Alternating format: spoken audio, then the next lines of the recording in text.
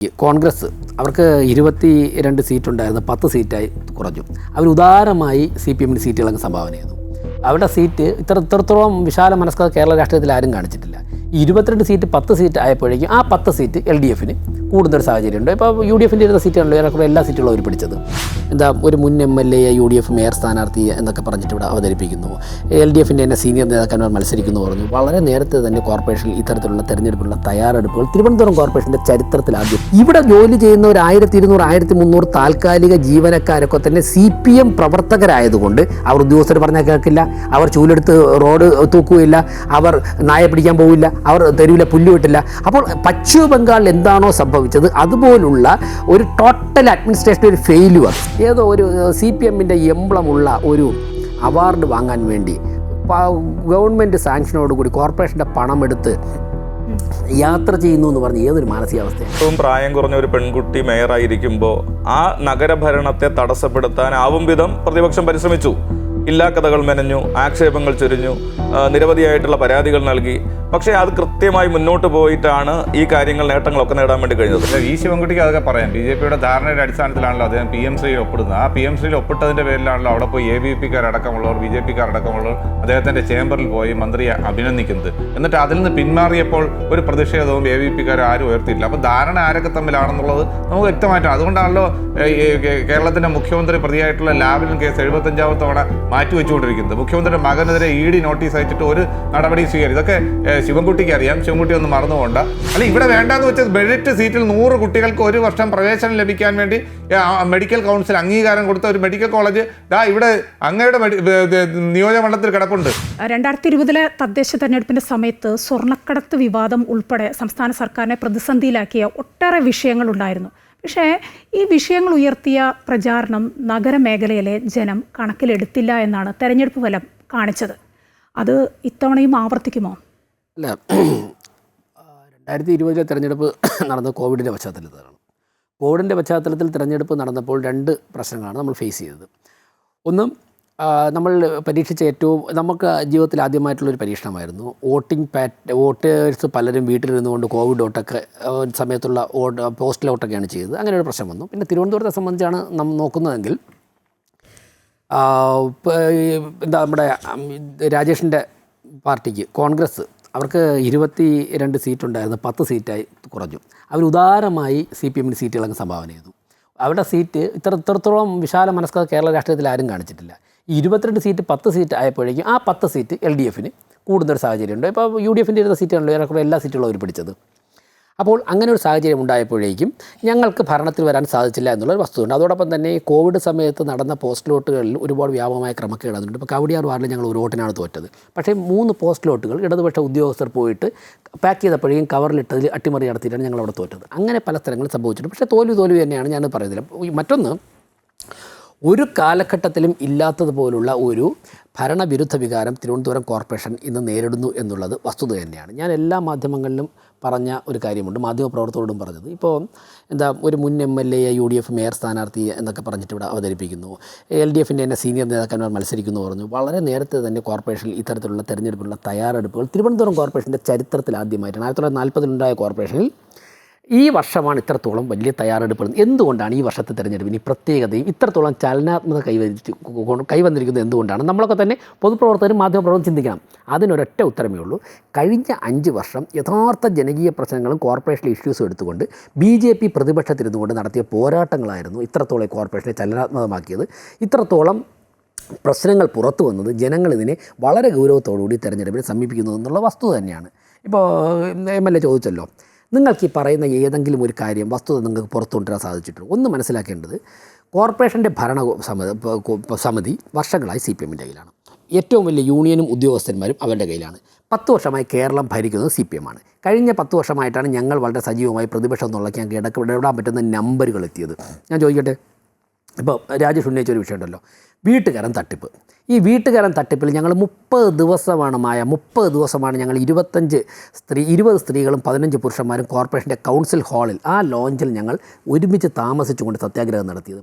ആ സത്യാഗ്രഹം ഞങ്ങൾ തുടങ്ങിയപ്പോഴൊക്കെ തന്നെ ഞങ്ങൾ പരിഹസിച്ചു, ഇത് വെറുതെ പറയുന്നതാണ് വെറുതെ. ഒടുവിൽ എന്താണ്, ഞങ്ങൾ ഉപവാസത്തിലേക്ക് കടന്ന് സമരം ശക്തമായപ്പോഴേക്കും ശാന്തി എന്ന നിയമം സോണലിൽ എന്നെക്കാൾ കൂടുതൽ മുന്നേ മേയർക്ക് അറിയാമായിരിക്കും, ശാന്തി KMCSUവിൻ്റെ അവരുടെ ഇടതുപക്ഷ യൂണിയൻ്റെ സംസ്ഥാന നേതാവാണ്. ശാന്തി 28 ലക്ഷം രൂപ തട്ടിയെടുത്തു എന്ന് കണ്ടെത്തി പോലീസിന് ശാന്തിയെ അറസ്റ്റ് ചെയ്ത് സസ്പെൻഡ് ചെയ്ത് റിമാൻഡിലാക്കേണ്ടി വന്നത്. തെറ്റ് ചെയ്തിട്ടില്ലെങ്കിൽ എന്തേ അവിടെ സറണ്ടർ ആവേണ്ടി വന്നു. അപ്പോൾ ജനകീയ വിചാരണ നേരിട്ടപ്പോഴേക്ക് സമ്മർദ്ദം കൊണ്ട് നിങ്ങൾ ഈ പാവപ്പെട്ട ഓട്ടോറിക്ഷ തൊഴിലാളിയും പാവപ്പെട്ട തെങ്ങുകയറ്റക്കാരനും അടയ്ക്കുന്ന ടാക്സാണ് നിങ്ങൾ തട്ടിയെടുത്ത്. അല്പമെങ്കിലും മനസ്സാക്ഷിയുള്ളൂ. നമ്പർ 2, CPMൻ്റെ ജില്ലാ സെക്രട്ടറിയോട് മേയർ ഒരു കത്തെഴുതിയിട്ട്, സഖാവേ ഇവിടെ താൽക്കാലിക വേക്കൻസി ഉണ്ട്, പാർട്ടിക്കാരുണ്ടോ, ഞാൻ ജോലി കൊടുക്കാമെന്ന് പറഞ്ഞുകൊണ്ട് കത്തെഴുതി. രണ്ടാമതൊരു അതിൻ്റെ കൂടെ തന്നെ ഒരു കത്ത് അവരുടെ സ്റ്റാൻഡിംഗ് കമ്മിറ്റി ചെയർമാൻ എഴുതി. സമരം ശക്തമായി. എന്തേ തെറ്റ് ചെയ്തില്ലെങ്കിൽ നിങ്ങളെ സ്റ്റാൻഡിംഗ് കമ്മിറ്റി ചെയർമാനെ രാജിവെച്ചു. അദ്ദേഹം പറഞ്ഞു ഞാൻ ഈ കത്തെഴുതി. അപ്പോൾ ഈ കത്തെഴുതി താൽക്കാലിക ജീവനക്കാർക്ക് പാർട്ടി പ്രവർത്തകർക്ക് ജോലി കൊടുക്കുന്നതാണ് ഞങ്ങളുടെ ശൈലി എന്ന് അദ്ദേഹം തന്നെ അഡ്മിറ്റ് ചെയ്യുകയാണ്. ഇപ്പോൾ ഇദ്ദേഹത്തിൻ്റെ ഹോം വാർഡായിട്ടുള്ള കഴക്കൂട്ടം വാർഡ്, ആ വാർഡിൻ്റെ കൗൺസിലർക്ക് തന്നെ ജോലി കൊടുത്തിരിക്കുകയാണ്. അവരിപ്പോൾ പറയും കൗൺസിലർ എലിജിബിൾ ആണെന്ന് പറയും. ഇപ്പോൾ ഇൻ്റർവ്യൂ നടത്തുന്നവരല്ലേ, കൊടുത്തിരിക്കുകയാണ്. ഞാൻ ഒരാൾ ജോലി കൊടുക്കുന്നതിന് എതിരല്ല. അപ്പോൾ ഇവിടെ ജോലി ചെയ്യുന്ന ഒരു 1200 1300 താൽക്കാലിക ജീവനക്കാരൊക്കെ തന്നെ CPM പ്രവർത്തകരായതുകൊണ്ട് അവർ ഉദ്യോഗസ്ഥർ പറഞ്ഞാൽ കേൾക്കില്ല, അവർ ചൂലെടുത്ത് റോഡ് തൂക്കുകയില്ല, അവർ നായ പിടിക്കാൻ പോകില്ല, അവർ തെരുവിലെ പുല്ല് വിട്ടില്ല. അപ്പോൾ പശ്ചിമ ബംഗാളിൽ എന്താണോ സംഭവിച്ചത് അതുപോലുള്ള ഒരു ടോട്ടൽ അഡ്മിനിസ്ട്രേഷൻ ഒരു ഫെയിലുവർ, സിസ്റ്റം മുഴുവനും മാർക്സിസ്റ്റ് വൽക്കരിച്ചിരിക്കുന്നത് കൊണ്ട് നഗരം ഒരു ഇഞ്ച് പോലും മുന്നോട്ട് പോകാത്ത ഒരു സാഹചര്യം വന്നിരിക്കും. എന്ത് പരിഹാസമായ സ്ഥിതിയാണ്. അദ്ദേഹത്തിൻ്റെ മണ്ഡലമാണ്, അദ്ദേഹത്തിൻ്റെ പടവും കൂടെ വെച്ചിട്ട്, അദ്ദേഹം അറിഞ്ഞുകൊണ്ടാണെന്നും ഞാൻ വിശ്വസിക്കുന്നില്ല, അദ്ദേഹത്തിൻ്റെ പടവും വെച്ചിട്ട് നമ്മുടെ മണ്ണാമൂല ഒരു കോട്ടിലക്കോണം കുളമുണ്ട്, പേരൂർക്കട വാർഡിൽ. രാജേഷ് ശ്രദ്ധിച്ചാണോ എന്നറിയില്ലേ, കോട്ടിലക്കോണം കുളം 1,40,00,000 രൂപ ചെലവഴിച്ചു എന്നാണ് രേഖകൾ കാണുന്നത്. ഈ കോട്ടിലക്കോണം കുളം നവീകരിച്ച് അത് ഇത് എഴുതിയിരിക്കുന്ന കാണണം, സുഖമായി നീന്തുവാൻ വേണ്ടി നീന്തൽ തടാകമാക്കി മാറ്റിയിരിക്കുന്ന ഉദ്ഘാടനം നാളെ എന്ന് പറഞ്ഞിട്ട് നോട്ടീസ് അടിച്ചു. ജനങ്ങളൊക്കെ ഈ നോട്ടീസ് കണ്ട് അവിടെ ചെന്ന് നോക്കിയപ്പോഴേക്കും കോട്ടിലക്കോണം കുളം എങ്ങനെയാണോ 10-20 വർഷം മുമ്പ് കിടന്ന് അതുപോലെ കുളവാഴയും മരവാഴയും ഒക്കെ ആയിട്ട് അവിടെ കിടക്കുന്നു. അവിടെ സൈഡിലൊരു സ്റ്റേജ് കെട്ടിയിട്ടുണ്ട്. നാട്ടുകാരുടെ വിരോധം കാരണമല്ലേ അത് മാറ്റി വയ്ക്കേണ്ടത്. അവിടെ ഉദ്ഘാടനം ചെയ്യാൻ വൈകിയതിൻ്റെ ഭാഗമായിട്ട് പാകപ്പിഴ വന്നു എന്നുള്ളതാണ്. അത് അറിഞ്ഞുടൻ തന്നെ അത് മാറ്റിവെക്കുന്നതിന് ആവശ്യമായിട്ടുള്ള നിർദ്ദേശം ഞാൻ മേയറുമായിട്ട് സംസാരിച്ച് അത് മാറ്റിവെക്കുകയും ചെയ്തു. ഏതെങ്കിലും ഒരു അഴിമതി തെളിയിക്കാൻ നിങ്ങളെ കൊണ്ട് സാധിച്ചോ? നിങ്ങളിവിടെ പറഞ്ഞല്ലോ ടാക്സുമായി ബന്ധപ്പെട്ടുള്ള വിഷയങ്ങളുണ്ടായെന്ന്. സാധാരണഗതിയിൽ നിശ്ചിത വർഷം കഴിയുമ്പോൾ ടാക്സ് നമുക്ക് റിവിഷൻ നടത്തേണ്ടതായിട്ട് വരും. ആ റിവിഷൻ നടത്തുന്നതിൻ്റെ ഭാഗമായിട്ട് വന്നിട്ടുള്ള ചില കാര്യങ്ങളാണ് ഇവിടെ സൂചിപ്പിച്ചത്. അപ്പോൾ ഇതെല്ലാം നഗരത്തിൽ നടക്കുന്ന ഇൻഫ്രാസ്ട്രക്ചർ ഡെവലപ്മെൻറ്റിൻ്റെ ഭാഗമായിട്ട് നമുക്ക് ഫണ്ട് വേണ്ടി തനത് വരുമാനം വർദ്ധിപ്പിക്കേണ്ടതായിട്ട് വരും. അപ്പോൾ അത്തരം കാര്യങ്ങൾ ചെയ്യുമ്പോൾ അത് ചെയ്തത് തെറ്റാണെന്ന് പറയുന്നു. ഒരു ഭാഗത്ത് കൂടി മറ്റ് വികസനങ്ങളൊന്നും വരുന്നില്ല എന്ന് പറയുന്നു. അപ്പോൾ ഈ നിലയിൽ 2 സ്റ്റാൻഡാണ് പ്രതിപക്ഷം എടുക്കുന്നത് എന്നുള്ളത് കൂടി ഞാൻ ചൂണ്ടിക്കാണിക്കാൻ വേണ്ടി ആഗ്രഹിക്കുന്നു. രണ്ട് സ്റ്റാൻഡാണോ എടുക്കുന്നത് രാജേഷ്? ഞങ്ങളിവിടെ അണ്ടർസ്റ്റാൻഡ് എടുത്തത് ഇത് സ്വാഭാവികമായിട്ടും ഞാൻ കുറച്ച് പോയിൻറ്റ്സ് പറയുമ്പോഴേക്കും അദ്ദേഹത്തിനെ ഡിഫെൻഡ് ചെയ്യേണ്ടതായിട്ടുണ്ട്. അത് അദ്ദേഹത്തിൻ്റെ സ്വാതന്ത്ര്യമാണ്, ഞാൻ റെസ്പെക്റ്റ് ചെയ്യുക തന്നെയാണ് ചെയ്യുന്നത്. ഞാൻ പറഞ്ഞതിൽ ഏതിലാണ് വസ്തുത ഇല്ലാത്തത്? ഇപ്പോൾ കോട്ടിലക്കോണം കുളം നിർമ്മിച്ചിട്ട് ഉദ്ഘാടനം ചെയ്യാൻ താമസിച്ചപ്പോൾ കുളവാഴ വളർന്നു പോയി എന്ന് പറഞ്ഞാൽ എന്തേ ഉദ്ഘാടനം ചെയ്യാൻ വേണ്ടി ഇത്രയും താമസിച്ച പണി പൂർത്തിയായെന്നുണ്ടെങ്കിൽ ഒന്നുമല്ല. അവിടെ 1,40,00,000 നിങ്ങൾ ചിലവഴിച്ചിട്ടുണ്ടെങ്കിൽ അതിലൊരു ചെറിയ ശതമാനം പണം ഉപയോഗിച്ചിട്ട് അതിൻ്റെ സൈഡിൽ കുറച്ച് ഹാൻഡ് റെയിൽസ് വെച്ചു, കുറച്ച് ടൈല് പാകിയിട്ടുണ്ടെന്നല്ല, അപ്പുറം ഒന്നും ചെയ്തിട്ടില്ല. എങ്ങനെയാണ് ഉദ്ഘാടനത്തിന് മുമ്പ് ഈ കുളവാഴയിൽ ചെറിയൊരു ശതമാനം പൈസ ഉപയോഗിച്ചാൽ കുളവാഴ മാറ്റിക്കൂടെ? ഒന്നും ചെയ്തിട്ടില്ല. ഓരോന്നിലേക്ക് വന്നു കഴിഞ്ഞാൽ നമുക്ക് ഓരോന്നും പറയാനുണ്ട്. മറ്റൊന്ന്, എന്തുകൊണ്ട് തെളിവുകൾ കിട്ടുന്നില്ല, എന്തുകൊണ്ട് ശിക്ഷിക്കപ്പെടുന്നില്ല? കൃത്യമായിട്ട് കാര്യങ്ങൾ മോഷ്ടിക്കാൻ അറിയാമെന്നുള്ളൊരു കള്ളന് തെളിവുകൾ നശിപ്പിക്കാൻ അറിയാം. അതുകൊണ്ട് തന്നെ ഞങ്ങൾ ഫൈറ്റിലാണ്. ഞങ്ങൾ പട്ടികജാതി ഫണ്ട് തട്ടിപ്പിനെതിരെ ഞങ്ങൾ ഫൈറ്റിലാണ്. നിങ്ങൾ ലോക്കൽ പോലീസിന് അന്വേഷണം എടുത്തു, ക്രൈംബ്രാഞ്ചിന് കൊടുത്തു, ക്രൈംബ്രാഞ്ചിന് അന്വേഷണം എടുത്തു, വിജിലൻസിന് കൊടുത്തു. സ്വാഭാവികമായിട്ടും വലിയ പണം മുടക്കിക്കൊണ്ട് ഹൈക്കോടതിയിലേക്ക് എല്ലാ കേസുകൾക്കും പോകാൻ വേണ്ടിയുള്ള പരിമിതിയുണ്ട്. ആ പരിമിതി ഉള്ളത് കൊണ്ടുമാണ് ഈ പല കാര്യങ്ങളും സാധിക്കാത്തത്. അതുപോലെ തന്നെ ഇവിടെ ആരോഗ്യ മേഖലയെക്കുറിച്ച് പറഞ്ഞു, വിദ്യാഭ്യാസ മേഖലയെക്കുറിച്ച് പറഞ്ഞു, കേരളത്തിൻ്റെ കാര്യം പറഞ്ഞു. ഇതൊക്കെ തന്നെ രാജഭരണകാലത്ത് തന്നെ കേരളത്തിന് ആ പാരമ്പര്യമൊക്കെ ഉള്ളതാണ്. തീർച്ചയായിട്ടും ലോക്കൽ അഡ്മിനിസ്ട്രേഷൻ ടോട്ടലി എല്ലാ സ്ഥലങ്ങളിലും പരാജയപ്പെട്ടിരിക്കുന്നു എന്നുള്ളതിൽ യാതൊരു സംശയമില്ല. ഞാൻ ചോദിക്കട്ടെ, ഏതോ ഒരു CPMൻ്റെ എംബ്ലമുള്ള ഒരു അവാർഡ് വാങ്ങാൻ വേണ്ടി ഗവൺമെൻറ് സാങ്ഷനോടുകൂടി കോർപ്പറേഷൻ്റെ പണമെടുത്ത് യാത്ര ചെയ്യുന്നു എന്ന് പറഞ്ഞ് ഏതൊരു മാനസികാവസ്ഥയാണ്?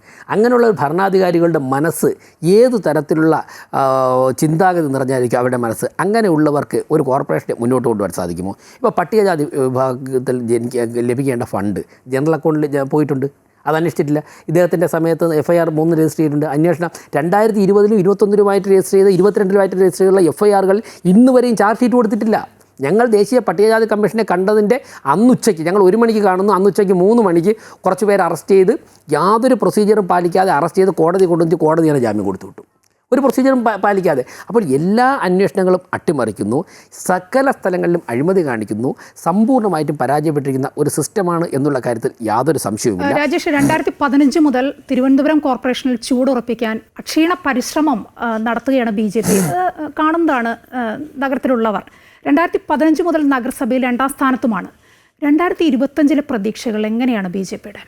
അതായത് ജനങ്ങളുടെ മുൻപിൽ ഞങ്ങൾ ഉത്തരവാദിത്തപ്പെട്ട പ്രതിപക്ഷമാണ്, വളരെ ഉത്തരവാദിത്തത്തോടെയാണ് ഞങ്ങൾ പ്രവർത്തിച്ചതെന്നുള്ളൊരു ഫീൽ ജനങ്ങൾക്ക് വന്നിട്ടുണ്ട്. വളരെ കഠിന പരിശ്രമമാണ് നടത്തിയിരുന്നത്. CPM സംസ്ഥാനം ഭരിക്കുമ്പോഴേക്കും നിരന്തരമായ വിഷയങ്ങൾ ഏറ്റെടുത്തുകൊണ്ട് സമരം ചെയ്യുക എന്നുള്ളൊരു ചെറിയ കാര്യമല്ല. ഞങ്ങൾ സമാനതകളില്ലാത്ത സമരം, ആയിരക്കണക്കിന് കേസുകൾ സ്ത്രീകളുടെ നേർക്ക് പോലും വന്നിട്ടും ഞങ്ങൾ നടത്തിയ ഒരു കോംപ്രമൈസും ഇല്ലാത്ത സമരങ്ങൾ, ഒരു ഗവൺമെൻറ് തന്നെ മുൻകൈ എടുത്തുകൊണ്ട് ഒരു തദ്ദേശ സ്വയംഭരണ സ്ഥാപനത്തിലെ സമരം പരിഹരിക്കുവാൻ 2 ദിവസം ചർച്ചയ്ക്ക് ഒരു സംസ്ഥാന സർക്കാർ വരുന്നതെന്ന് കേരളത്തിൻ്റെ ചരിത്രത്തിൽ ആദ്യമായിട്ടാണ്. ഞാൻ ആ സംസ്ഥാന സർക്കാർ വന്ന ആ മാനസികാവസ്ഥയെ ആ മന്ത്രിമാരെ ഞാൻ ബഹുമാനിക്കുകയാണ്. കാരണം ഭരണാധികാരികൾ ഒരു ഇഷ്യൂ വരുമ്പോൾ അഡ്രസ്സ് ചെയ്യണം. പക്ഷേ വന്നത് ഒരു ജനകീയ സമരത്തിൻ്റെ മുൻപിലാണ്. അത് അനധികൃത നിയമനം, ആ നിയമനത്തിനെതിരെ ഞങ്ങൾ നടത്തിയ സമരം. അപ്പോൾ ഉത്തരവാദിത്തപ്പെട്ട പ്രതിപക്ഷമായിട്ട് കൃത്യമായിട്ട് ജനാധിപത്യത്തിൻ്റെ കാവലാൾക്കാരായിട്ട് ഞങ്ങൾ പ്രവർത്തിച്ചിട്ടുണ്ട്. സ്വാഭാവികമായിട്ട് തെരഞ്ഞെടുപ്പ് വരുമ്പോൾ ജനങ്ങൾ ഇതൊക്കെ തന്നെ ചർച്ച ചെയ്യും. ചർച്ച ചെയ്തിട്ട് അവർ ഒരു തിരുത്തലിന് തയ്യാറാകുന്നു എന്നാണ് ഞങ്ങൾ മനസ്സിലാക്കുന്നത്. 2020 തദ്ദേശ തെരഞ്ഞെടുപ്പിൻ്റെ സമയത്ത് നിങ്ങളൊരു മുദ്രാവാക്യം ഉണ്ടായിരുന്നില്ല, അത് ഓർക്കുകയാണ് ഞാനിപ്പോൾ. തലസ്ഥാനത്ത് പ്രധാനമന്ത്രി എത്തുമ്പോൾ സ്വീകരിക്കാൻ BJP മേയർ എന്നായിരുന്നു മുദ്രാവാക്യം. അതുതന്നെയാണോ ഇത്തവണത്തെ മുദ്രാവാക്യം? അതങ്ങനെയല്ല, പാർട്ടിയുടെ മുദ്രാവാക്യമൊന്നുമല്ല. പാർട്ടിക്ക് അങ്ങനെ മുദ്രാവാക്യം വയ്ക്കേണ്ട പ്ലാനൊന്നുമില്ല. പാർട്ടി അങ്ങനെ മുദ്രാവാക്യം ഉയർത്തിയിട്ടുമില്ല. പ്രസംഗങ്ങളിൽ ആരെങ്കിലും ഒരാൾ, ചില ആൾക്കാർ തെരഞ്ഞെടുപ്പ് പ്രസംഗത്തിൽ പോയി സ്വാമിയെ ശരണയ്യപ്പോ എന്ന് വിളിച്ചവരുണ്ട്. ഇത് പാർട്ടിയുടെ മുദ്രാവാക്യമല്ല. അതുപോലെ താങ്കൾ പറഞ്ഞ ഏതോ ഒരാൾ എവിടെയോ ഒരു പ്രസംഗത്തിൽ പറഞ്ഞൊരു വാക്കാണ്, അവിടുത്തെ അട്ടം പോച്ചിട്ട് പാർട്ടിക്ക് ലക്ഷ്യം തിരുവനന്തപുരത്തിൻ്റെ സാധ്യതകളെ പരമാവധി പ്രയോജനപ്പെടുത്തുന്ന തരത്തിൽ കേന്ദ്ര ഗവൺമെൻറ് കൂടി സഹായം ഉപയോഗിച്ചുകൊണ്ട് ജനങ്ങളുടെ ജീവിതം സുഖകരമാക്കുവാനുള്ള ഒരു ഭരണ സാഹചര്യം തിരുവനന്തപുരത്ത് ഉണ്ടാകണം. അതിനുവേണ്ടിയാണ് ഞങ്ങൾ ജനങ്ങളുടെ മുമ്പാകെ പോകുന്നത്. അതിലപ്പുറമുള്ള ഇതാണ് പാർട്ടിയുടെ തീരുമാനം. അതിലപ്പുറം ഈ മുദ്രാവാക്യങ്ങളൊന്നും BJP തീരുമാനിച്ചില്ല. അത് പാർട്ടിയുടെ മുദ്രാവാക്യങ്ങളാണെന്ന് പറയുന്നത്. സ്വാഭാവികമായിട്ടും ഭരണത്തിലെത്തുമ്പോൾ അങ്ങനെയുള്ള കാര്യങ്ങളൊക്കെ നടന്നേക്കാം. അത് സിസ്റ്റത്തിൻ്റെ ഭാഗമാണ്. അല്ല, എനിക്ക് കാര്യം കൂട്ടിച്ചേർക്കാനുണ്ട്. ഇപ്പോൾ നമ്മുടെ കഴിഞ്ഞ 5 വർഷക്കാലം 5 ബൈ ഇലക്ഷനുകൾ കോർപ്പറേഷൻ നടന്നു. അതിലെല്ലാം ജയിച്ചതാരാ? LDF ആണ്. BJPയുടെ കയ്യിലിരുന്ന ഒരു വാർഡടക്കം നമുക്ക് പിടിച്ചെടുക്കാനും സാധിച്ചു. അപ്പോൾ നമുക്ക് സ്വാഭാവികമായിട്ട് അറിയാമല്ലോ, അവിടെ ഏറ്റവും പ്രായം കുറഞ്ഞ ഒരു പെൺകുട്ടി മേയറായിരിക്കുമ്പോൾ ആ നഗരഭരണത്തെ തടസ്സപ്പെടുത്താനാവും വിധം പ്രതിപക്ഷം പരിശ്രമിച്ചു. ഇല്ലാ കഥകൾ മെനഞ്ഞു, ആക്ഷേപങ്ങൾ ചൊരിഞ്ഞു, നിരവധിയായിട്ടുള്ള പരാതികൾ നൽകി. പക്ഷേ അത് കൃത്യമായി മുന്നോട്ട് പോയിട്ടാണ് ഈ നേട്ടങ്ങളൊക്കെ നേടാൻ വേണ്ടി കഴിഞ്ഞത്. ഇപ്പോൾ 100 വാർഡുകൾ, നേരത്തെ ഉണ്ടായിരുന്ന 100 വാർഡുകളിലും കൃത്യമായിട്ടുള്ള വികസന ക്ഷേമ പരിപാടികൾ നടന്നിട്ടുണ്ട്. ഏത് വാർഡിൽ പോയാലും കൗൺസിലർമാരുടെ ചിത്രങ്ങൾ അടിച്ചു വെച്ചിട്ടുണ്ടല്ലോ. ഇത് നഗരഭരണസമിതിയുടെ നേട്ടം കൂടിയല്ലേ? അത് BJPയുടെ വാർഡുകളായിക്കോട്ടെ, UDFൻ്റെ വാർഡുകളായിക്കോട്ടെ, LDFൻ്റെ വാർഡുകളായിക്കോട്ടെ, നഗരഭരണത്തിൻ്റെ നേട്ടം മുഴുവൻ ജനങ്ങളിലേക്ക് എത്തിക്കാൻ വേണ്ടി കഴിഞ്ഞിട്ടുണ്ട്. കൃത്യമായിട്ടുള്ള മാസ്റ്റർ പ്ലാൻ തയ്യാറാക്കിയിട്ടുണ്ട്. നഗരത്തിനെ സംബന്ധിച്ചുള്ള കൃത്യമായ ആസൂത്രണം നടത്തിയിട്ടുണ്ട്. നേരത്തെ പറഞ്ഞതുപോലെ വെള്ളപ്പൊക്കം അടക്കമുള്ള പ്രയാസങ്ങൾക്ക് പരിഹാരം കാണാൻ നഗരസഭ ഭരണസമിതിക്ക് സാധിച്ചിട്ടുണ്ട്. ഇതെല്ലാം നടന്നത് ഇവർ കുട്ടിക്കളിയാണ് എന്ന് ആക്ഷേപിച്ചിട്ടുള്ള മേയറുടെ നേതൃത്വത്തിലാണ്. ഒരു വനിതാ നേതാവ്, ഭരണാധികാരി എന്നുള്ള എല്ലാ ബഹുമാനവും കൊടുത്തുകൊണ്ട് തന്നെ ഡേ 1 മുതൽ ഇന്ന് വരെ, ഇനി ഇത് കഴിഞ്ഞാലും പരിചയത്തിൻ്റെയൊക്കെ അടിസ്ഥാനത്തിൽ ആ ബന്ധം നിലനിർത്തിക്കൊണ്ട് പോകുന്ന രാഷ്ട്രീയ സംസ്കാരമാണ് നല്ലത് ഞങ്ങൾക്കുള്ളത്. അതിൽ അങ്ങനെ അത്രയും സ്നേഹവും ബഹുമാനവും കൊടുത്തുകൊണ്ട് തന്നെയാണ് ഒരു പൊതുപ്രവർത്തക എന്നുള്ളതിൽ കൊടുത്തിട്ട് തന്നെയാണ്. പ്രായം സ്വാഭാവികമായിട്ട് ഓരോ പാർട്ടി തീരുമാനിക്കുകയാണ്. ഞങ്ങൾക്ക് ഒരു വിയോജിപ്പില്ല, ഞങ്ങൾക്ക് സന്തോഷം മാത്രമേ ഉള്ളൂ. ഓരോ പാർട്ടിയുടെ അവരുടെ ഡിസിഷൻ അവരുടെ സ്വാതന്ത്ര്യമാണ് അതൊന്നും. പക്ഷേ ഞാൻ ചോദിക്കട്ടെ, ഒരാളിന് പ്രായം കുറച്ച് കുറവാണ്, അദ്ദേഹം വനിതയായിപ്പോയി എന്ന് പറഞ്ഞിട്ട് തെറ്റുകളൊക്കെ ചെയ്യുമ്പോഴേക്കും ഒരു പ്രതിപക്ഷം എന്നുള്ളതിലേക്ക് നോക്കിക്കൊണ്ടാ വനിതയല്ലേ, പ്രായം കുറവല്ലേ, അതുകൊണ്ട് നിങ്ങളെല്ലാം ചെയ്തോളൂ, ഞങ്ങൾ മിണ്ടാതിരുന്നു തരാം എന്ന് പറഞ്ഞുകൊണ്ടിരുന്നു കഴിഞ്ഞാൽ ജനങ്ങളുടെ ഇടയിൽ പൊതുപ്രവർത്തകരായി ഞങ്ങൾക്ക് ഇറങ്ങാൻ സാധിക്കുകയില്ല. UDF പതിവിൽ നിന്ന് വ്യത്യസ്തമായി ഇത്തവണ സ്ഥാനാർത്ഥി പ്രഖ്യാപനമൊക്കെ നേരത്തെ നടത്തി. BJPയും അതുപോലെ തന്നെ CPM ഒക്കെ സ്ഥാനാർത്ഥി ലിസ്റ്റൊക്കെ വരാൻ പോകുന്നതേ ഉള്ളൂ. പക്ഷേ ഇത് കണ്ടപ്പോൾ മന്ത്രി പറഞ്ഞൊരു കാര്യമാണ് ഞാൻ ഓർക്കുന്നത്. അദ്ദേഹം പറഞ്ഞത് BJPയും കോൺഗ്രസും തമ്മിലുള്ള ഒരു ധാരണയുടെ പുറത്താണ് ഇത് എന്നാണ് വി. ശിവൻകുട്ടി പറഞ്ഞത്. അല്ല, വി ശിവൻകുട്ടിക്ക് അതൊക്കെ പറയാം. BJPയുടെ ധാരണയുടെ അടിസ്ഥാനത്തിലാണല്ലോ അദ്ദേഹം PMCയിൽ ഒപ്പിടുന്നത്. ആ PMCയിൽ ഒപ്പിട്ടതിൻ്റെ പേരിലാണല്ലോ അവിടെ പോയി ABPക്കാരടക്കമുള്ളവർ BJPക്കാരടക്കമുള്ളവർ അദ്ദേഹത്തിൻ്റെ ചേംബറിൽ പോയി മന്ത്രിയെ അഭിനന്ദിക്കുന്നത്. എന്നിട്ട് അതിൽ നിന്ന് പിന്മാറിയപ്പോൾ ഒരു പ്രതിഷേധവും ABPക്കാർ ആരും ഉയർത്തിയിട്ടില്ല. അപ്പോൾ ധാരണ ആരൊക്കെ തമ്മിലാണെന്നുള്ളത് നമുക്ക് വ്യക്തമായിട്ടാണ്. അതുകൊണ്ടാണല്ലോ കേരളത്തിൻ്റെ മുഖ്യമന്ത്രി പ്രതിയായിട്ടുള്ള ലാവലിൻ കേസ് 75ാമത്തെ തവണ മാറ്റിവെച്ചുകൊണ്ടിരിക്കുന്നത്. മുഖ്യമന്ത്രിയുടെ മകനെതിരെ ED നോട്ടീസ് അയച്ചിട്ട് ഒരു നടപടിയും സ്വീകരിക്കും. ഇതൊക്കെ ശിവൻകുട്ടിക്ക് അറിയാം. ശിവൻകുട്ടി ഒന്നും മറന്നുപോകണ്ട. അത്തരം കാര്യങ്ങൾ എന്താണ് കേരളത്തിൽ നടക്കുന്നത്, ആരൊക്കെ തമ്മിലാണ് ധാരണ എന്നുള്ള കാര്യത്തിൽ എല്ലാവർക്കും അറിയാം. കേരളത്തിലെ ജനങ്ങൾക്ക് മുഴുവൻ ഇത് വളരെ ക്ലിയർ ആണ്. MLA UDF-ഉം അതുപോലെ തന്നെ BJP-യും ഉന്നയിക്കുന്ന ഒട്ടേറെ ആരോപണങ്ങളുണ്ട്. അതിനെയൊക്കെ അങ്ങനെ ഒറ്റപ്പെട്ട സംഭവങ്ങൾ എന്ന് പറഞ്ഞ് തള്ളാനാവുമ്പോൾ, പ്രത്യേകിച്ചും ഈ മെഡിക്കൽ കോളേജിലെ രോഗിക്കുണ്ടായ വിഷയമൊക്കെ എടുത്തു കഴിഞ്ഞാൽ അതിനൊക്കെ എങ്ങനെയാണ് ഒറ്റപ്പെട്ട സംഭവം എന്ന് പറഞ്ഞ് തള്ളാനാവുക? അല്ല, അതിന് അങ്ങനെയല്ലേ നമുക്ക് കാണാൻ വേണ്ടി കഴിയൂ. നമ്മളൊരു പൊതുചിത്രമാണ് നോക്കുന്നത്. ഇപ്പോൾ 6000 കോടി രൂപയുടെ സൗജന്യ ചികിത്സയാണ് കേരള ഗവൺമെൻറ് നമ്മുടെ രോഗികൾക്ക് നൽകിയത്. തിരുവനന്തപുരം മെഡിക്കൽ കോളേജിലേക്ക് നമുക്കറിയാം ഇത്രയും അധികം OP കടന്നു വരുന്ന മറ്റൊരു ചികിത്സാ കേന്ദ്രമില്ല. അപ്പോൾ സ്വാഭാവികമായിട്ട് ചില പ്രശ്നങ്ങൾ അവിടെ ഉണ്ടാകുമെന്നുള്ള കാര്യത്തിൽ എനിക്ക് തർക്കമൊന്നുമില്ല. ഞങ്ങളും ഒക്കെ അതിനകത്ത് ഇടപെടുന്ന ആൾക്കാരാണ്. ഇത്തരം കാര്യങ്ങൾ വരുമ്പോൾ അതിനെ പർവ്വതീകരിക്കുകയാണ്. അവിടെ എത്രയോ പാവങ്ങൾക്ക് സൗജന്യമായിട്ട് ചികിത്സ കൊടുക്കുന്നു, എത്രയോ മനസാക്ഷിയുള്ള ആരോഗ്യ പ്രവർത്തകർ ആ കാര്യങ്ങളിൽ അവരെ സഹായിക്കുന്നു. അപ്പോൾ ഇതുപോലുള്ള ചില കാര്യങ്ങൾ പാകപ്പിഴകൾ വരുന്നുണ്ടെങ്കിൽ അത് കൃത്യമായിട്ട് ഗവൺമെൻറ് ഇടപെടുകയാണ്, അന്വേഷണം നടത്തുന്നു, മറ്റു കാര്യങ്ങൾ ചെയ്യുന്നു. അപ്പോൾ ഈ നേട്ടങ്ങൾ കാണാതിരിക്കരുത്. ഇപ്പോൾ തിരുവനന്തപുരം മെഡിക്കൽ കോളേജിൽ ഏതാണ്ട് 900 കോടി രൂപയുടെ മാസ്റ്റർ പ്ലാനാണ് തിരുവനന്തപുരം മെഡിക്കൽ കോളേജിൽ നടപ്പാക്കിക്കൊണ്ടിരിക്കുന്നത്. നമ്മുടെ സംസ്ഥാനത്തെ എല്ലാ പബ്ലിക് ഹെൽത്ത് സെൻ്ററുകളും നവീകരിക്കപ്പെടുകയും കുടുംബാരോഗ്യ കേന്ദ്രങ്ങളായി മാറുകയും ചെയ്തു. കോവിഡ് സമയത്തടക്കം കൃത്യമായിട്ടുള്ള സംവിധാനങ്ങൾ ഏർപ്പെടുത്തി. ലിനിയെ പോലുള്ള സിസ്റ്റർമാരുടെ കഥ നമുക്ക് എല്ലാവർക്കും അറിയാം. അപ്പോൾ അങ്ങനെയുള്ള നിരവധി നേട്ടങ്ങൾ നമ്മുടെ ആരോഗ്യ മേഖല കൈവരിച്ചിട്ടുണ്ട്. വിദ്യാഭ്യാസ രംഗത്ത് നമ്മൾ നോക്കിയോ, നേരത്തെ ഉമ്മൻചാണ്ടി സർക്കാരിൻ്റെ കാര്യം പറഞ്ഞല്ലോ, 2500 സ്കൂളുകൾ പൂട്ടാൻ വെച്ച ഇടത്തു നിന്നാണ് ഇന്ന് 10 ലക്ഷത്തിലധികം കുട്ടികൾ കൂടുതലായി സ്കൂളുകളിലേക്ക് വരികയാണ്. പൂട്ടാൻ വെച്ചിരുന്ന സ്കൂളുകളിലെല്ലാം ഇപ്പോൾ ആയിരക്കണക്കിന് കുട്ടികൾ വരുന്നു. കിഫ്ബിയുടെ പണം അനുസരിച്ച് പണം കൊടുത്തുകൊണ്ട് 5 കോടി രൂപയുടെയും 3 കോടി രൂപയുടെയും കെട്ടിടങ്ങൾ വരുന്നു, സ്മാർട്ട് ക്ലാസ് റൂമുകൾ വരുന്നു. ഈ മാറ്റം കാണണ്ടേ? സംസ്ഥാനത്തെ എല്ലാ വില്ലേജ് ഓഫീസുകളും ഇന്ന് പൂർണ്ണമായിട്ടുള്ള ഓൺലൈൻ സംവിധാനമുള്ള പുതിയ കെട്ടിടങ്ങളടക്കം രൂപീകരിച്ച് വരികയാണ്. അപ്പോൾ ഈ നിലയിൽ ഓരോ കാര്യങ്ങൾ പരിശോധിച്ച് കഴിഞ്ഞാൽ കേരളത്തിൽ ഈ ഗവൺമെൻറ്റിൻ്റെ കാലത്ത് കൃത്യമായിട്ടുള്ള മാറ്റം കൊണ്ടുവരാൻ വേണ്ടി കഴിഞ്ഞിട്ടുണ്ട്. ഓരോ മേഖലയും പരിശോധിച്ചാൽ നമുക്ക് മനസ്സിലാക്കാൻ വേണ്ടി കഴിയും. ഈ കേരളം നേരിട്ട എല്ലാ ദുരന്ത സന്ദർഭങ്ങളെയും കൃത്യമായി അഡ്രസ് ചെയ്യാൻ നമുക്ക് സാധിച്ചു. പറഞ്ഞതുപോലെ തന്നെ ഈ സ്മാർട്ട് സ്കൂളുകൾ വരുന്നുണ്ടാവാം, കെട്ടിടങ്ങൾ വരുന്നുണ്ടാവും, ഒക്കെ ശരിയാണ്. പക്ഷേ സാധാരണക്കാരൻ്റെ ഒരു ജീവിത നിലവാരമുണ്ടല്ലോ, അത് അടിക്കടി താഴേക്ക് പോയിക്കൊണ്ടിരിക്കുകയാണ്. നമ്മുടെ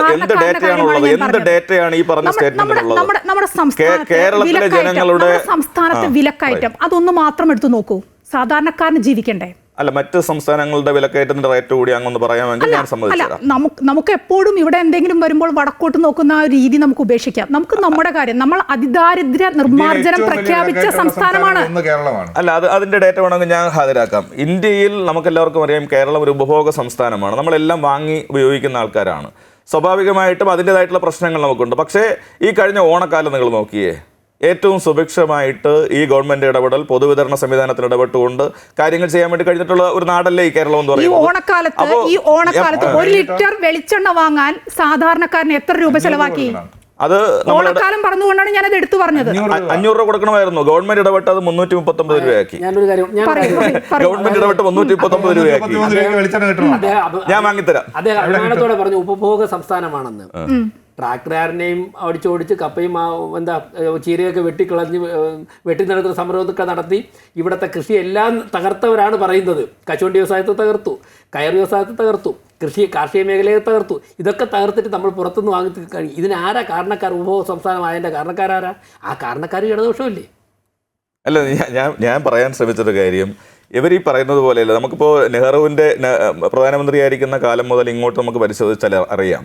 കേരളത്തിലെ നിലവിലെ സ്ഥിതി, നെൽകൃഷി വർദ്ധിച്ചിട്ടുണ്ട്, കാർഷികോൽപാദനം വർദ്ധിപ്പിച്ചിട്ടുണ്ട്, ക്ഷീരോത്പാദനത്തിൽ കേരളം 2ാം സ്ഥാനത്തേക്ക് വന്നിരിക്കുന്നു. ഇതൊക്കെ ഗവൺമെന്റ് ഇടപെടാത്തോണ്ടാണോ? കേരളത്തിലെ വിവിധ വകുപ്പുകളുടെ നേതൃത്വത്തിൽ നടത്തുന്ന പരിശ്രമങ്ങളുടെ ഭാഗമായിട്ടാണ് സ്കൂളുകളുടെ കാര്യം പറഞ്ഞതുപോലെ, ആരോഗ്യ സംവിധാനത്തിന്റെ കാര്യം പറഞ്ഞതുപോലെ കേരളത്തിൽ മാറ്റം വരുന്നത്. ഏറ്റവും കൂടുതൽ വിദ്യാർത്ഥികൾ രാജ്യം വിട്ട് പോകുന്നത് ഇതേ കേരളത്തിലാണ്. അത് ആ കണക്കും തെറ്റാണ്. ഇന്ത്യയിൽ തന്നെ 13ാം സ്ഥാനമേ ആ കണക്കിൽ നമുക്കുള്ളൂ. ഇന്ത്യയിൽ നമ്മളിപ്പോ പരിശോധിച്ചാൽ മതി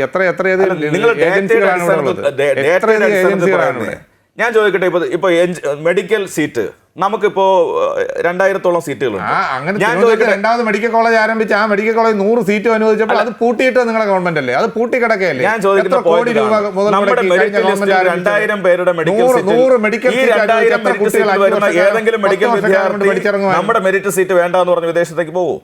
അല്ല, ഇവിടെ വേണ്ടെന്ന് വെച്ചാൽ മെറിറ്റ് സീറ്റിൽ 100 കുട്ടികൾക്ക് ഒരു വർഷം പ്രവേശനം ലഭിക്കാൻ വേണ്ടി മെഡിക്കൽ കൗൺസിൽ അംഗീകാരം കൊടുത്ത ഒരു മെഡിക്കൽ കോളേജ് ഇവിടെ അങ്ങയുടെ നിയോജകമണ്ഡലത്തിൽ കിടപ്പുണ്ട്. തിരുവനന്തപുരത്ത് SIT രണ്ടാമത്തെ medical college, Indira Gandhi medical college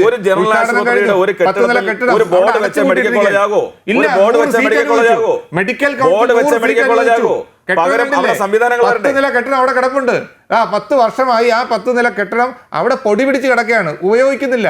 100 medical seat അനുവദിച്ചു, അത് വേണ്ട എന്ന് ഈ സംസ്ഥാന ഗവൺമെന്റ് എഴുതി കൊടുത്തിരിക്കുക. തിരുവനന്തപുരം മെഡിക്കൽ കോളേജിനെ തകർക്കുക എന്നുള്ള ഒറ്റ ലക്ഷ്യം മുൻനിർത്തിക്കൊണ്ടാണ് പുതിയ മെഡിക്കൽ കോളേജ് തിരുവനന്തപുരം മെഡിക്കൽ കോളേജിനെ തകർക്കണമെന്ന ലക്ഷ്യമുണ്ടെന്നോ? അത് അതിന്റെ ഭാഗമായിട്ടാണല്ലോ ഒരു നഗരത്തിനകത്ത് ആ മെഡിക്കൽ കോളേജിന് ആവശ്യമായിട്ടുള്ള ഇൻഫ്രാസ്ട്രക്ചർ കൊടുക്കാതെ, സഹായം കൊടുക്കാതെ, അതിനെ നശിപ്പിച്ച് അതവിടെ ഉള്ളപ്പോൾ അതിന്റെ സൗകര്യങ്ങൾ കൂട്ടി കുട്ടികളുടെ എണ്ണം കൂട്ടുന്നതിന് പകരം ഇവിടെ കൊണ്ടുവന്ന ഒരു ബോർഡ് വെക്കുകയാണ്. തിരുവനന്തപുരം മെഡിക്കൽ കോളേജ് ഇപ്പൊ SIT ആശുപത്രി വേണ്ടല്ലോ, ഇപ്പുറത്ത് മറ്റേ RCC എന്ന് പറഞ്ഞ ആശുപത്രി വേണ്ടല്ലോ. അത് കൂടുതൽ സൗകര്യമല്ലേ? അങ്ങനെയാണെങ്കിൽ രണ്ടാമത്തെ മെഡിക്കൽ കോളേജ് വന്നില്ലല്ലോ. പിന്നെ ഇപ്പോഴത്തെ മെഡിക്കൽ കോളേജിന്റെ സൗകര്യം കൂടാത്തത് പിന്നെ ഉള്ള മെഡിക്കലിന്റെ സൗകര്യം കൂടുതലില്ല. അല്ല, അതാണ് ഞാൻ പറഞ്ഞത്. 900 കോടി രൂപയുടെ വികസന പ്രവർത്തനങ്ങൾ അവിടെ നടന്നുകൊണ്ടിരിക്കുകയാണ്. എന്നിട്ടാണ് സർജിക്കൽ ഇൻസ്ട്രുമെന്റ്സ് ഇല്ല, കാർഡിയോളജി പേഷ്യന്റ് കഴിഞ്ഞിട്ട് എനിക്ക് ഇവിടെ കൈക്കൂലിയാണ്, ഇവിടെ നായെ പോലെ പോലും ഞങ്ങളെ ഞങ്ങളെ നോക്കുന്നില്ല എന്ന് പറഞ്ഞിട്ട് ഒരു പേഷ്യന്റ് മരിക്കുന്നത് 900 കോടി. അവിടെ 10,000-കണക്കിന് ആളുകൾ പോകുന്നുണ്ട്. അവർക്കൊന്നും ഈ പരാതിയൊന്നുമില്ല. സ്വാഭാവികമായിട്ടും ഇത്രയും അധികം രോഗികൾ കടന്നു വരുന്ന ഒരു ആശുപത്രി എന്ന നിലയിൽ സൂയിസൈഡ് നടത്താൻ പോവുകയാണെന്ന് പറഞ്ഞിട്ട് ഈ കാര്യം വെളിപ്പെടുത്തി. അദ്ദേഹത്തിന്റെ മരണമൊഴിയാണ്. അദ്ദേഹം മരണപ്പെട്ടുവെങ്കിൽ അതിന് തൊട്ട് മുമ്പ് കൊടുത്ത മൊഴി മരണമൊഴിയാണ്. മരിക്കാൻ നിൽക്കുന്ന ഒരാൾ പറയാണ് എന്നെ നോക്കാൻ ആരും വരുന്നില്ല, നിങ്ങൾ 900 കോടി മുടക്കി എന്ന് പറയുന്ന സ്ഥലത്താണ്. അദ്ദേഹം പറഞ്ഞു ഒരു മെഡിക്കൽ കോളേജ് ഇവിടെ വന്നു കഴിഞ്ഞാൽ ഉള്ള പഴയ മെഡിക്കൽ കോളേജിന്റെ സൗകര്യങ്ങൾ പോകും, നശിച്ചു പോകുന്നു. അങ്ങനെയാണെങ്കിൽ രണ്ടാമത്തെ മെഡിക്കൽ കോളേജ് പൂട്ടിയല്ലോ, മറ്റേ സൗകര്യം മെച്ചപ്പെട്ടിട്ടുണ്ടോ? സൗകര്യം മെച്ചപ്പെട്ടിട്ടുണ്ട് എന്നുള്ളതാണ് ഞാൻ സൂചിപ്പിച്ചത്. 900 കോടി രൂപയുടെ വികസന പരിപാടികൾ. ഞാൻ ചോദിച്ചത് UDF-ന്റെ കാലത്ത് ഒരു കെട്ടിടം ഉണ്ടാക്കുകയും ബോർഡ് വെക്കുകയും മാത്രം ചെയ്തു. മെഡിക്കൽ കോളേജ് ആകും. സൗകര്യം മെച്ചപ്പെട്ടുവെങ്കിൽ ട്രീറ്റ്മെന്റ് പോകുന്ന രോഗി അങ്ങയുടെ മണ്ഡലമാണല്ലോ, മെഡിക്കൽ കോളേജിൻ്റെ അപ്പുറത്തെ റോഡിൽ പോയിട്ട് ഡെപ്പോസിറ്റ് കൊടുത്ത് സർജിക്കൽ എക്യുപ്മെൻറ്റ്സ് ഒരു പെട്ടിയിൽ തൂക്കി പിടിച്ചു കൊണ്ടുവന്ന് എന്തിനാണ് കൊടുക്കുന്നത് ഓപ്പറേഷൻ തിയേറ്ററിൽ? അതിന് ചേട്ടൻ തിരിച്ചു കൊണ്ട് കൊടുക്കുമ്പോഴേ വാടക എടുത്തിട്ട് ഡെപ്പോസിറ്റ് തിരിച്ചു കൊടുക്കുന്നത്. ഞാനിപ്പോൾ മണക്കാട് വാർഡിലെ കൗൺസിലർ, ഇപ്പോഴത്തെ കൗൺസിലർ KK സുരേഷിനെ അങ്ങ് വിളിക്കണം, വിളിച്ചിട്ട് ചോദിക്കണം, സുരേഷ് അവിടുത്തെ വാർഡിൽ നിന്ന് ഒരു പേഷ്യൻറ്റിനെ കൊണ്ടുപോയപ്പോൾ സുരേഷ് പറഞ്ഞു ചേട്ടാ 10,000 രൂപ അവിടെ വയ്ക്കണം, 10,000 രൂപ വെച്ചിട്ട് നല്ല വെയിറ്റുള്ള ഉപകരണങ്ങളാണ് ഞാൻ കൊടുത്തിട്ട് വരുമ്പോൾ 3,000 രൂപ എടുത്തിട്ട് ബാക്കി 7,000 രൂപ തിരിച്ചു തരും. ഇത് നിങ്ങൾ 900 കോടി മുടക്കി ഡെവലപ്പ് ചെയ്തെന്ന് പറഞ്ഞാൽ മെഡിക്കൽ കോളേജിൽ അവസ്ഥയാണ് ഈ പറയുന്നത്. അതുകൊണ്ട് കണ്ണടച്ച് ഇരുട്ടാക്കേണ്ട, ഭൂരിപക്ഷം കിട്ടി ഭരിക്കുന്നു എന്നുള്ള വസ്തുത തന്നെയാണ്. വളരെ പരിതാപകരമാണ് അവസ്ഥ. ഒരു പരിതാപകരവും ഇല്ല. ഞാൻ പറഞ്ഞല്ലോ, ഇത്രയും ജനങ്ങൾക്ക് സേവനം കിട്ടുന്ന ഒരു ചികിത്സാ കേന്ദ്രത്തെ തകർക്കുക, ഇത് ചിലരുടെ ഉദ്ദേശമാണ്. ആ ഗൂഢോദ്ദേശത്തിന്റെ ഭാഗമായി മുന്നോട്ട് പോകുന്നു. ഭൂരിപക്ഷമൊക്കെ ഞങ്ങൾക്കുണ്ട്. ആ ഭൂരിപക്ഷം ഉള്ളത് കൊണ്ടാണ് അവിടെ അടിസ്ഥാന സൗകര്യങ്ങൾ ഞങ്ങൾ ഒരുക്കുന്നത്, കേരളത്തിലെ ചികിത്സാ സംവിധാനങ്ങൾ മെച്ചപ്പെടുത്തുന്നത്. അതുകൊണ്ട് നിങ്ങൾ എങ്ങനെയെല്ലാം ആക്രമിക്കാൻ ശ്രമിച്ചാലും കേരളത്തിലെ ആരോഗ്യരംഗം ഇന്ന് ഇന്ത്യക്ക് മാതൃകയാണ്. ഇന്ന് ശിശുമരണ നിരക്കിൽ ഏറ്റവും കുറവ് രേഖപ്പെടുത്തിയിരിക്കുന്നത് കേരളമാണ്. മാതൃമരണ നിരക്കിൽ ഏറ്റവും കുറവ് രേഖപ്പെടുത്തിയിരിക്കുന്നത് കേരളമാണ്. അപ്പൊ ഇതൊക്കെ കൃത്യമായിട്ടുള്ള രേഖകളുടെ അടിസ്ഥാനത്തിൽ ഞാൻ ഏതെങ്കിലും ഒറ്റപ്പെട്ട സംഭവങ്ങൾ നമുക്ക് ഈ വിഷയങ്ങളൊക്കെ പൊതുജനത്തിന് വിട്ടുകൊടുക്കാം. അവരെല്ലാം കാണുന്നുണ്ട്, മനസ്സിലാക്കുന്നുണ്ട്. എങ്ങനെയായിരിക്കും വോട്ടുപെട്ടിയിൽ വോട്ട് വീഴുക എന്ന് നമുക്ക് കണ്ടറിയാം. ചർച്ചയിൽ പങ്കെടുത്ത എല്ലാ അതിഥികൾക്കും നന്ദി അറിയിക്കുന്നു. നമസ്തേ.